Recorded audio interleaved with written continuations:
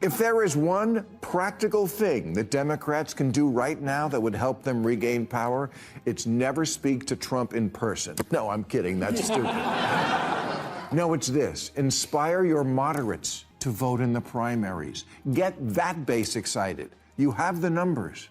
After Congressman Moulton made his comment about his daughter not getting run over, he added, "But as a Democrat, I'm supposed to be afraid to say that." Well, then change what you're supposed to be. The Democratic Party is in chaos, and Bill Maher isn't handing out pity. Instead, he's torching them. On Real Time, Maher ripped into AOC and the DNC for ignoring lessons from their crushing defeats. His takedown wasn't soft criticism, it was pure fire. Let's dive in. All the time. Why haven't you ever had Hillary or Bill Clinton on? Why didn't you have Kamala on during the last campaign? You think we don't ask? We ask these people every week. They say no. It took 8 years and a petition to get Obama on. And these are people, all people I voted for. Think about that. They're afraid to come on the show of a guy who voted for them. Maher started by reminding everyone he's been loyal to Democrats for decades, with his vote, his wallet, and his platform. Yet they've ghosted him. He's invited them on his show countless times, but they never show. Why? Because they're terrified of tough questions and allergic to real debate. Instead of courage, they hide in echo chambers, proving Maher's point. Today's left has grown soft, insecure, and intellectually lazy. But are Republicans really any better? They show up. And when they do, they take their beating like a man. He went down to Mar-a-Lago and kissed his ass after that. Oh, bullshit. When the Mueller report came out, I feel like you mischaracterized it, and I feel that was shady.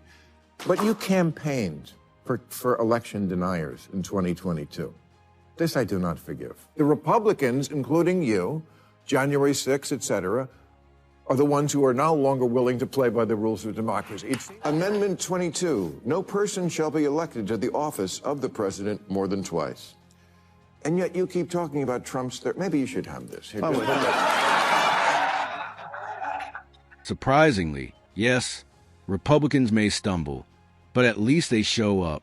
They sit across from Maher, take the heat, and spar, even when they crash and burn. That grit, that willingness to face the fire, sets them apart. Meanwhile, Democrats cower in safe spaces, dodging accountability. And that contrast speaks volumes. AOC on the show, and Mandami and Elizabeth Warren. But I can't subpoena the guests. And I can't fix that what the Democrats are scared of more than anything else, I mean, obviously besides gluten, is being primaried from the far left, even though most Democrats are not far left. They're mild-mannered and moderate, at least at my bathhouse. The truth is, the far left is steering the entire Democratic agenda. The DNC bends to every extreme demand, surrendering its backbone. Instead of leadership, we see appeasement. Instead of vision, we see pandering. The party has become spineless, more concerned with pleasing activists than leading America. What they need isn't another figurehead bowing to the mob, but someone bold enough to say enough is enough. One practical thing that Democrats can do right now that would help them regain power, it's never speak to Trump in person. No, I'm kidding. That's stupid. No, it's this. Inspire your moderates to vote in the primaries. Get that base excited. You have the numbers. After Congressman Moulton made his comment about his daughter not getting run over, he added, "But as a Democrat, I'm supposed to be afraid to say that." Well, then change what you're supposed to be afraid of. Maher nailed it. Moderates have been walking away in silence, drifting toward the center, even to the right. These voters once proudly called themselves Democrats, but now feel alienated. And why wouldn't they? The DNC tiptoes around the woke fringe like it's walking on eggshells, terrified of backlash. Until they cut ties with extremism, moderates won't come back, and the party will stay stuck in fear-driven politics. Have the power and influence to be able to, usher in socialism? He definitely has the power and influence to elect J.D. Vance or whoever is the Republican candidate next time. It is a walking commercial for the Republican Party nationally. The Republicans are going to... When you let the Democrat socialists And now they're actually calling themselves socialists. When you let them take over a major American city, this is... Here's Maher's warning, crystal clear. If Democrats put Zohran Mamdani as their 2028 candidate, they might as well hand J.D. Vance the presidency. Mamdani's socialist rhetoric might thrill Gen Z, but the math doesn't lie. Boomers, Gen X, and millennials still dominate the ballot box, and they're not buying it. Betting the party's future on a far-left firebrand isn't bold. It's political suicide. With a psycho who all they care about is controlling you, they're very good at diagnosing problems. Yeah. They're very good at figuring out what your weak points are. And that's, I would argue, what a lot of these people are doing. That's right. They recognize that if you can focus on these problems, then you can, use that dissatisfaction to gain power. Mamdani isn't leading, he's exploiting. He stirs anger, weaponizes frustration, and offers no real solutions. It's the same tired socialist playbook. Inflame emotions, point fingers, but never fix anything. Young voters may cheer the slogans, but history is clear. Socialism brings stagnation, lost freedoms, and division. Mamdani isn't selling progress.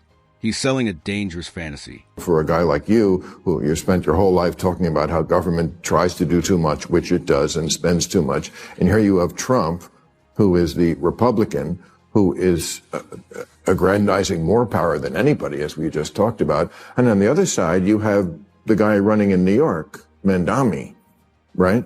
Okay, who's like a straight-up communist. I mean, he is. He talks about, the things that communists say. I mean, he wants free grocery stores, free buses. I want him to win. You want him to win? Yeah. I think every 20 years or so. Wait. We need every 20 years or so, we need a conspicuous, confined experiment with socialism so we can crack it up. And those of us who know history, we're not falling for it. Socialism sounds sweet in theory, but it collapses in practice. Every time. The warning signs are flashing bright red. Democrats need clarity before it's too late. If they let Mamdani lead, he won't just sink the party. He could drag America into ruin. The ballot box is the last line of defense. Workers of the world unite. You have nothing to lose but your chains. The new socialist slogan is, trust us, this time it won't be a mess. So, when the post-war Labour government in Britain was about to get started, one of their leading lights was a socialist named Nurian Bevan. He said, what could go wrong? He said, we have a nation bedded on coal, surrounded by fish. It would take an organizational genius to have a shortage of either. In 3 years, they had a shortage of both. That's socialism. On paper, socialism promises equality. In reality, it delivers poverty. Under capitalism, flawed as it is, hard work and innovation can still pay off. Socialism flips it on its head, stripping rewards while elites hoard power. The masses are left with stagnation, resentment, and empty promises. It's not fairness. It's a trap, and history proves it again and again. The usual suspects on the far left that the saying is, when you're in a hole, stop digging, not keep digging. Talk about doubling down on what got you fucked in the first place. Even the one concession I've heard a few people on the losing side offer, that liberals should stop saying the Trump voters are stupid, comes with a kind of unspoken parentheses. We know they are stupid, just don't say it. At the end of the day, the Democrats' problem isn't just policy. It's arrogance. They ignore history, alienate moderates, and bow to activists who think shouting is leadership. Maher's warning is blunt. If they keep elevating woke socialists like Mamdani, they'll lose voters, lose credibility, and lose the future. America doesn't need figureheads afraid to say no to extremism. It needs leaders with courage. And unless the DNC wakes up soon, 2028 won't be a contest. It'll be a landslide.